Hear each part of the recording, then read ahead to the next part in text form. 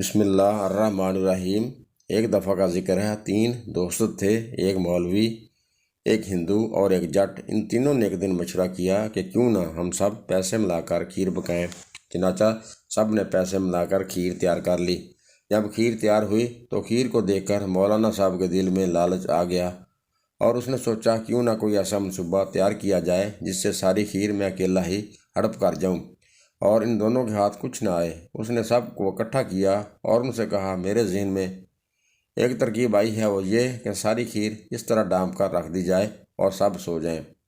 صبح ہر شخص اپنا اپنا خواب سنائے گا، جس شخص کا خواب سب سے اچھا ہوگا وہی ساری کھیر کھائے گا۔ مولانا کا یہ خیال تھا، چونکہ یہ سب ان پڑھ ہیں اس لیے میں ان کو اپنی باتوں میں الجھا کر ساری کھیر اکیلا ہی کھا جاؤں گا۔ سب اس کی بات پر رضامند ہو گئے اور سو گئے۔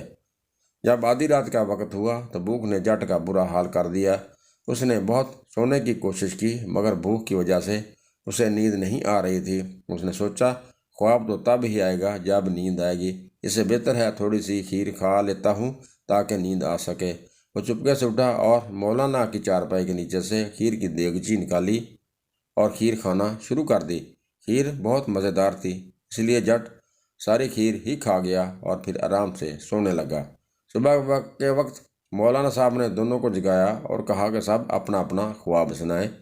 ان دونوں نے ضد کی کہ مولانا صاحب آپ پڑھے لکھے ہو، اس لیے خواب سنانے کی ابتدا آپ کریں۔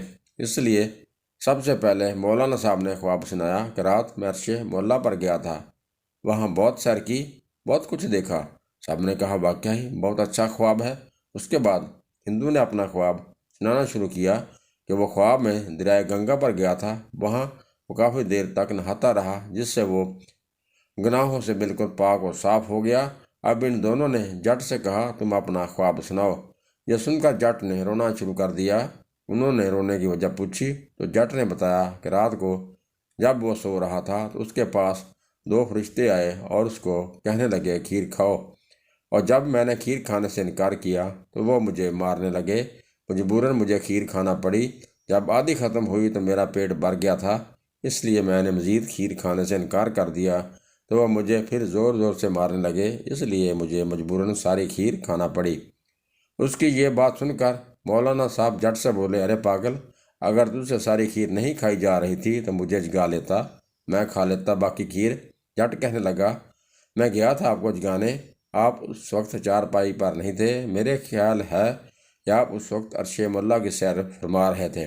اس کے بعد ہندو کہنے لگا تو آپ مجھے ہی جگا لیتے۔ جٹ کہنے لگا، میں آپ کو بھی گیا تھا جگانے، آپ کے صرف کپڑے پڑے تھے چارپائی پر، غالباً آپ بھی اس وقت گنگا پر نہانے کے لیے گئے ہوئے تھے۔ دوستو، امید ہے آج کی ہماری ویڈیو آپ کو پسند آئی ہوگی۔ اگلی ویڈیو میں آپ سے دوبارہ ملاقات ہوگی، تب تک اللہ حافظ۔